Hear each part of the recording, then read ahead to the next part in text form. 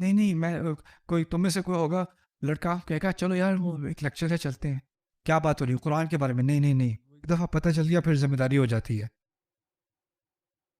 بہتر ہے کہ میں پتہ نہ ہی کروں.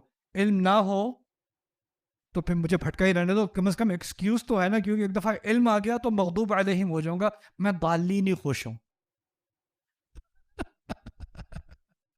فاتحہ میں کہا ہے نہ تم بچو گے المغضوب علیہم ہونے سے، نہ بچو گے ضالین ہونے سے.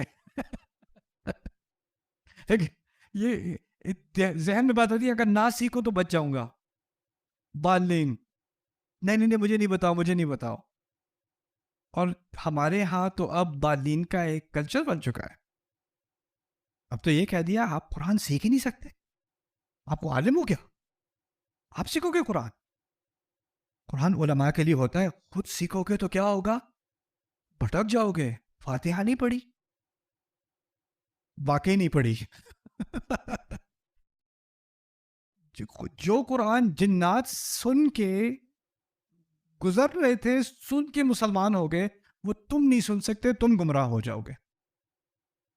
جو قرآن عیسائی رسول صلی اللہ علیہ وسلم کو قرات سن کے مسلمان ہو گئے، جو ساری زندگی مشرک عمر بن خطاب تھے، قرآن کو کعبے کے نزدیک سن کے وہ دل ہل گیا ان کا، تم نہیں سن، تم گمراہ ہو جاؤ گے.